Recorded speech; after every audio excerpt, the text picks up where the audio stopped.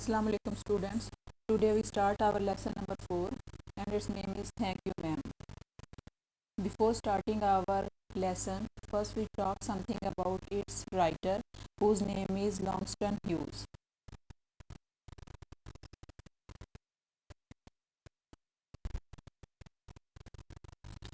Langston Hughes was born on 1st February 1902. He was an American poet, social activist, novelist, and playwright from Joplin. He moved to New York City as a young man, where he made his career. He was died on 22nd May 1967. Now I give you a brief description of the story. This is a story of a woman who taught a wicked boy right from wrong when he tried to snatch her purse late at night. The boy lost his balance and fell on the sidewalk. She caught the boy by his neck and gave him some jerks and dragged him to her house, where she directed him to wash his dirty face. Then she offered him a cake to eat and $10 to buy a new pair of suede shoes. The boy became very much impressed by the good conduct of the lady and promised to be a good boy.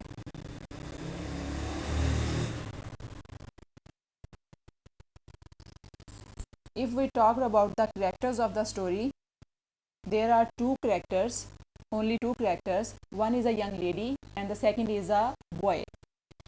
The name of the young lady mentioned in the lesson is Loyola Bears Washington Jones, and the boy name is Roger.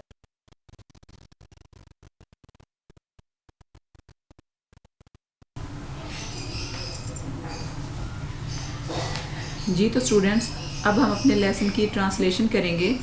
जैसे कि आपको पता है कि आपके paper में आपकी book 1 से जो लेसन है उसमें से पैसेज आता है जिसको आपने ट्रांसलेट करना होता है उर्दू में। हम इसकी ट्रांसलेशन करेंगे। जैसे जैसे मैं ट्रांसलेशन करती जाऊंगी इसमें कुछ डिफ़िकल्ट वर्ड्स आएंगे जिनके हम सिनोनिम्स मैं बोलती जाऊंगी, आप नोट करते जाइएगा। वो भी आपके MCQs की फॉर्म में आपके ऑब्जेक्टिव पेपर में ऐड किए जाते हैं, तो अपने ध्यान से उनको नोट करते जाना है। अच्छा, अगर हम इस लेसन की स्टोरी की बात करें तो इसमें एक एंड पर मॉरल लेसन भी है। मॉरल लेसन क्या है? वो कुछ इस तरह से है कि क्योंकि ये एक स्टोरी है एक बॉय की जो कि एक छोटा सा क्राइम करता है, ठीक है। ये तो हम सबको पता है कि कोई भी इंसान पैदाइशी तौर पर अच्छा बुरा नहीं होता। ये हमारे इर्द गिर्द के हालात होते हैं जो हमें अच्छा या बुरा बना देते हैं। लेकिन ज़रूरत इस चीज़ की होती है कि अगर कोई इस तरह का गलत फेल या गलत अमल करता है तो हम उसके साथ हमदर्दी का रवैया अपनाएं ताकि वो खुद ब खुद शर्मिंदा होकर या इसका एहसास करते हुए इस जुर्म को छोड़ दे। इस कहानी में भी कुछ इसी तरह से हुआ है कि एक छोटे से बच्चे ने अपनी छोटी सी ज़रूरत को पूरे करने के लिए चोरी करने की कोशिश की है। तो हम इसकी कहानी शुरू करते हैं। जैसे जैसे पढ़ते जाएंगे तो आपको समझ आती जाएगी कि इसमें क्या क्या इंसिडेंट्स हुए थे, ठीक है। पहले हम शुरू करते हैं। पेज नंबर है 26 और इसकी पहली लाइन से शुरू करेंगे। She was a large women with a large purse. वो एक कदावर खातून थी, उनके पास एक बड़ा पर्स था। That had everything in it, जिसमें हर चीज़ मौजूद थी। But a hammer and nails, सिवाय कीलों के और हथौड़े के। वो एक कदावर खातून थी, इसके पास एक बड़ा पर्स था जिसमें एक हथौड़े और कीलों के अलावा हर चीज़ मौजूद थी। It had a long strap, इसकी एक लंबी स्ट्रैप थी। स्ट्रैप हम कहते हैं पट्टी को, पट्टी मतलब बेल्ट। इसके सिनोनिम के तौर पर हम बेल्ट यूज़ करेंगे कि हमारे शोल्डर बैग्स को शोल्डर पर रखने के लिए एक जो बेल्ट इस्तेमाल होती है उसको हम उर्दू में ट्रांसलेट करेंगे तो पट्टी कहेंगे, ठीक है। It's had a long strap, इसकी एक लंबी पट्टी थी। And she carried it slung, और इसको वो लटकाए रखती थी अक्रॉस द शोल्डर, अपने कंधे पर। It was about 11 o'clock at night, रात के तकरीबन 11 बजे थे। डार्क, तारीकी छाई हुई थी। And she was walking alone, वो अकेली जा रही थी। When a boy ran up behind her, जब एक लड़का दौड़ता हुआ इसके पीछे से आया and try to snatch her purse, और उसका पर्स छीनने की कोशिश की। यहाँ पर वर्ड यूज़ हुआ है स्नैच, हमें पता है इसका मतलब होता है छीन लेना कोई चीज़, झपटना। तो हम इसके सिनोनिम के तौर पर ग्रैब लिख सकते हैं, GRAB grab. The strap broke with the sudden single tug, वो पट्टी या वो जो बेल्ट थी वो टूट गई अचानक ही, सिंगल टग एक झटके से। टग होता है झटका देना। इसका सिनोनिम के तौर पर हम जर्क भी लिख सकते हैं, JERK jerk. The boy gave it from behind, किस झटके से टूटी थी? वो जो उस लड़के ने उसको पीछे से दिया था। बट द बॉयज वेट, लेकिन लड़के का वजन, and the weight of the purse, और पर्स के वजन ने, combined caused him to lose his balance, इकट्ठा मिलकर इस वजन ने उस लड़के का तवाज़ुन खो दिया। अब अगर हम इसको बामुहावरा करेंगे तो हम कहेंगे कि लड़के के वज़न और पर्स के वज़न के इकट्ठा मिलने की वजह से लड़का अपना तवाज़ुन खो बैठा।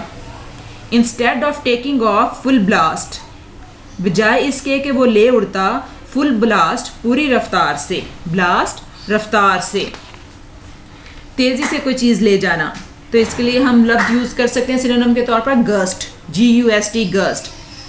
बजाय इसके कि लड़का पूरी रफ्तार से पर्स ले उड़ता, एज ही हैड होप्ड, जैसे उसको उम्मीद थी।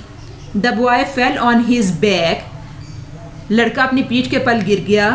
ऑन द साइड वॉक, पैदल चलने वाली जगह पर। And his legs flew up, और उसकी टांगें ऊपर को उठ गईं।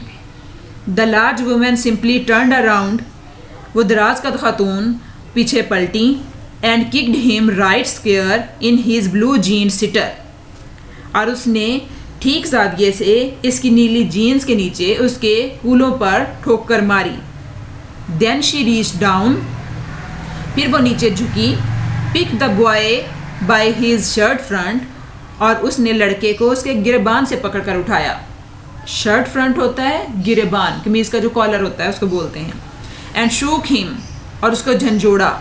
शूक का मतलब होता है झंझोड़ना, और उसको झंझोड़ा। Until his teeth rattled, इतना झंझोड़ा यहाँ तक कि उसके दांत बजने लगे। rattled का मतलब होता है झंझोड़ना, तो इसका सिनोनिम होता है शेक।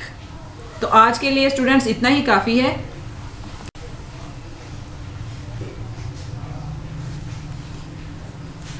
अब आपने, हमारा होम टास्क ये है कि आपने ये ट्रांसलेशन तो याद करनी ही करनी है, लेकिन इसके साथ आपको थोड़ा सा रिटर्न वर्क भी मैं असाइन कर रही हूँ। वो ये कि हमने सिनोनिम्स कुछ नोट किए हैं, मैंने बोलते हुए भी बताए हैं आपको, साथ कुछ आपके सामने शो हो रहे हैं।